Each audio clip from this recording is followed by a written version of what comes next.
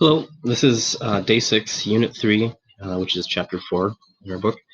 And this is about some special cases when factoring. So you'll notice this isn't a trinomial. It doesn't have 3 terms. But there is something unique about this. So I'll show a couple ways. One, if we factor this normally, we have trouble because we see there's no middle term.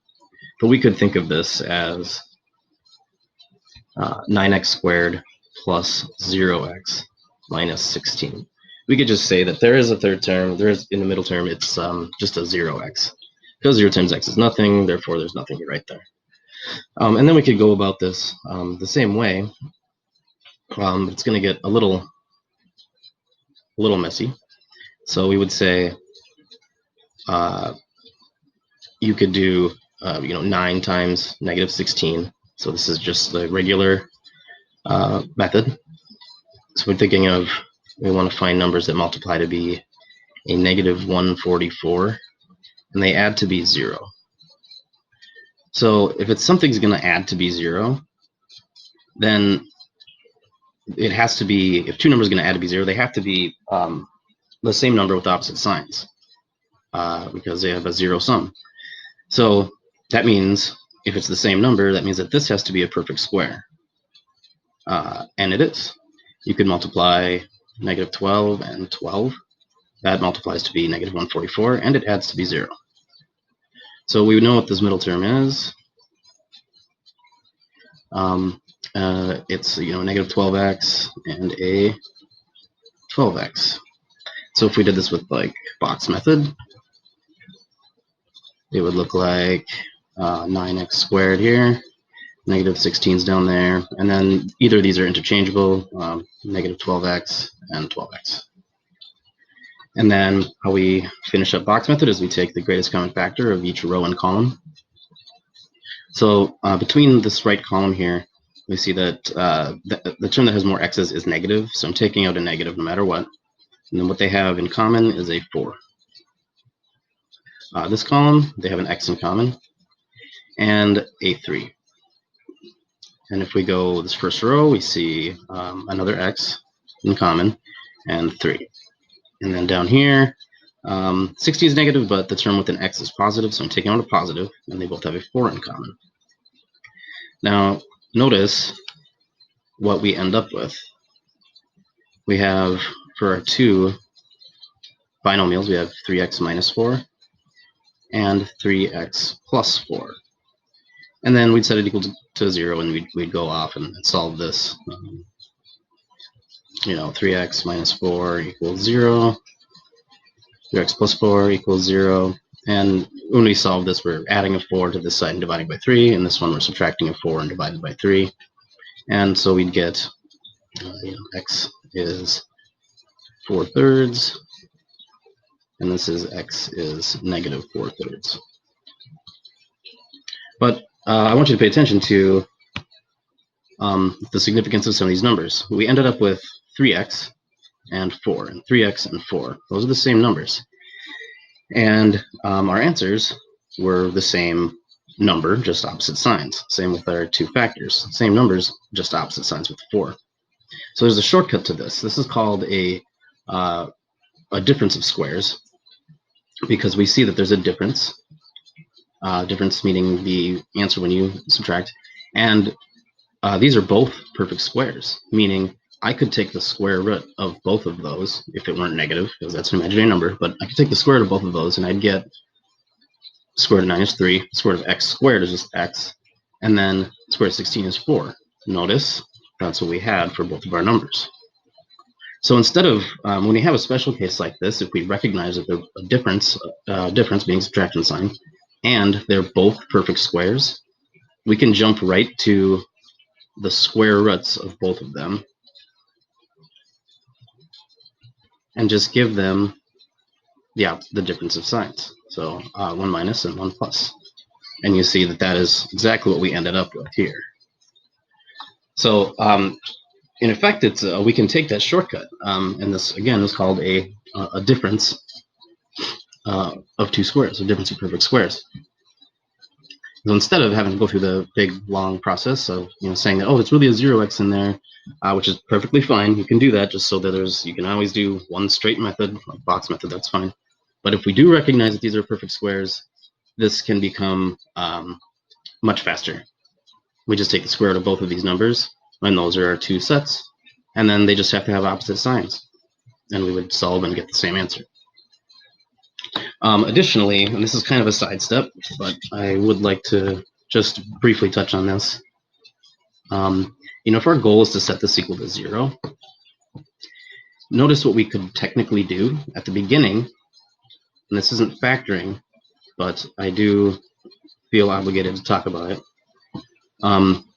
It's just another method with basic algebra. If we recognize this, we could say, well, I could solve this. I mean, x squared's right here. I could just say, add 16. I get 16 over there. 9x squared equals 16. Using regular algebra to get x by itself, there's two things happening to it. It's being squared and multiplied by 9.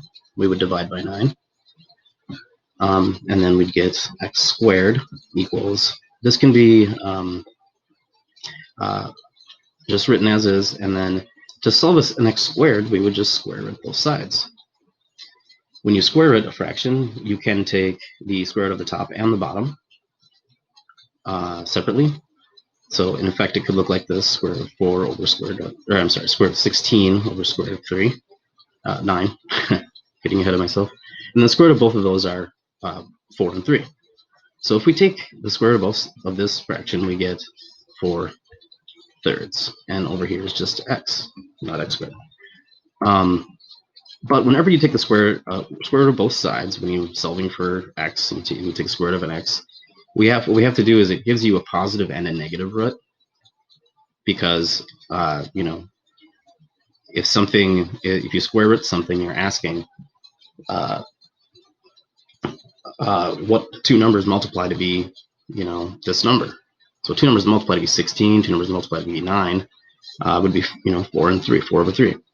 But it could technically also be negative 4 over 3, because if they were both negative fractions, negative 4 thirds times negative 4 thirds, you would also get positive 16 ninths. So if you square both sides of an equal sign, this should have two roots, and you get a plus and a minus. Notice this is the exact same answer we get.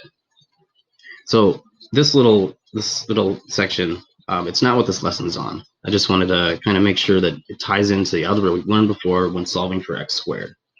But if our goal is to factor, then this is a shortcut, a difference of two squares, on how to jump straight to the end if they're both perfect squares and they're separated by the subtraction sign.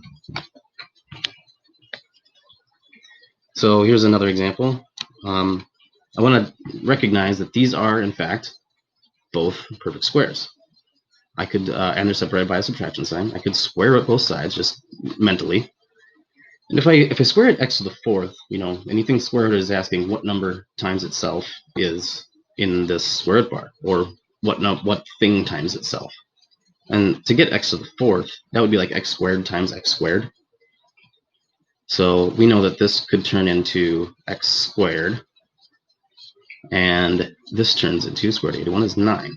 So we could split this up into x squared and 9, and then one gets a plus sign and one gets a minus sign.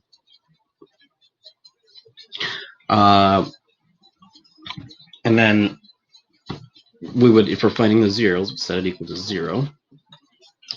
And then we have two cases. This is going to get a little ugly in a second,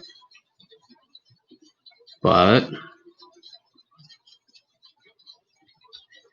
this in itself is another special case. This is a perfect square and a perfect square. So I could factor this down even farther. I could say that this is x and 3 and x and 3. One's a plus, one's a minus. And this one you can't break down. It is perfect squares, but that plus sign stops us. We can't. So instead of jumping straight to the end right here where I was going about to solve for both and setting it equal to 0, this one could be factored more. So I did factor it, and here's what we would be left with if I just factored this farther. We'd have x squared plus 9 X plus 3 and x plus 3, these both came from this one. And now we can set it equal to 0 and solve. We have 3 things equal to 0, so we have 3 cases. Again, x squared plus 9 equals 0, x plus 3 equals 0, and x minus 3 equals 0. This gives me an x is negative 3, x is 3, and this is x. In order to solve for this is going to be weird. We subtract 9, we get x squared equals negative 9. Now, this can't happen. It's not possible to now take the square root of both sides, and the square root is asking what number times itself gives me negative 9. Well, if it's a number times itself, that means it has to be either, and you're getting negative answer, negative 9, you have to have opposite signs. That's the only way to get a negative number when you multiply. But if they're opposite signs, then they're not the same number. But a square root's asking what number times itself is this number. There is no number times itself to get a negative number. So this is what we call imaginary numbers, and we don't need to get into that right now because they'll come into play later. There'll be a separate lesson on it. But if you get a difference of 2 squares, or really just an x squared plus another number, and we're going to set it equal to 0, we have to think ahead and think, for right now, it's not going to work out. But we do get these 2 roots, and then we have over here, eventually, and we don't need to stress about this yet, but this is going to give us plus or minus 3i. But again, let's not worry about that. Main thing here is that this is a difference of 2 squares. We get one of these each. And then this ended up being also a difference of 2 squares, and we got this is our factored form of this.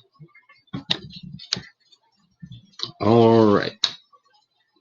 I do want to do one more example because there's one other type of special case, and it appears in your assignment. I'll do 27 because it has a couple pieces to it.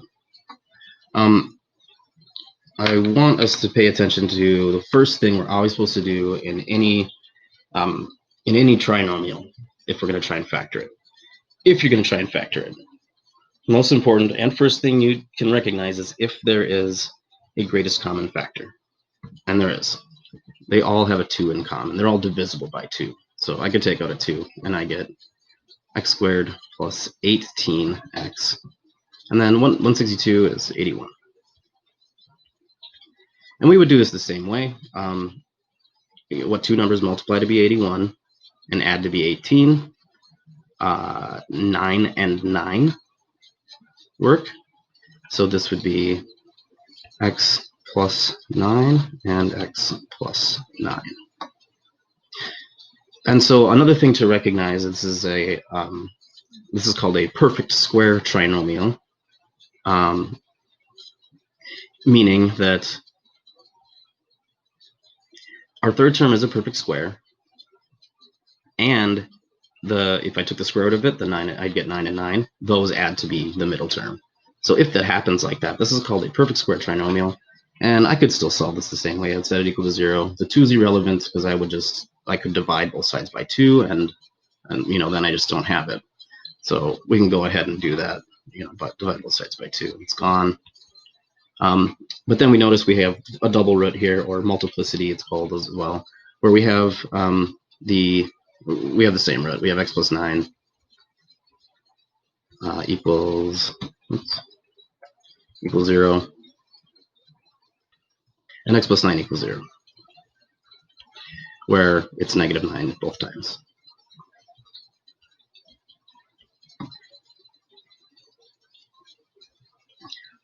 One other piece is that if I had this, and so this is just kind of another sidetrack, but it's all related algebraically.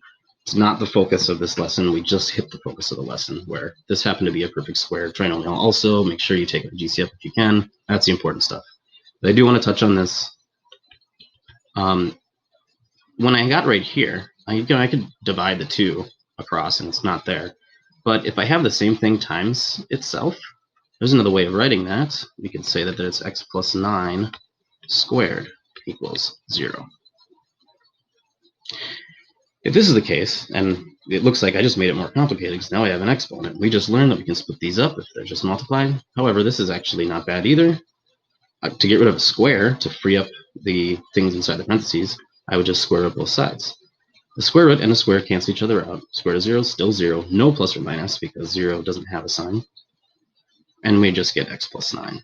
And then there's only one of them, x is -9. So we do get a double root because we're supposed to have two roots when we square root things. But it's going to appear on the same point or as the same answer. It's -9. So there's a lot of information, a lot of kind of tangents I went on here, but it's all related, and just trying to tie it back into the algebra that we already know how to do from before. But the point of this was factoring and the two special cases, which was a this is a perfect square trinomial.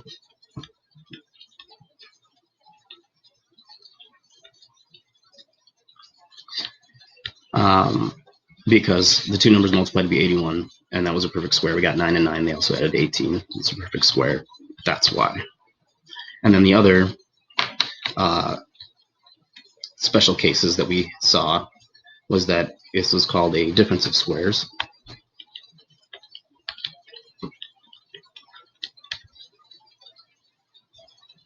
Because we had a subtraction sign difference and squares. These were both perfect squares. We could take the square root of both of them, and if we can take the square root of both of them, and they're subtracted by a subtraction sign, or they have a subtraction sign between, then we just get two binomials exactly the same except opposite signs. All right, hope this helped, and good luck.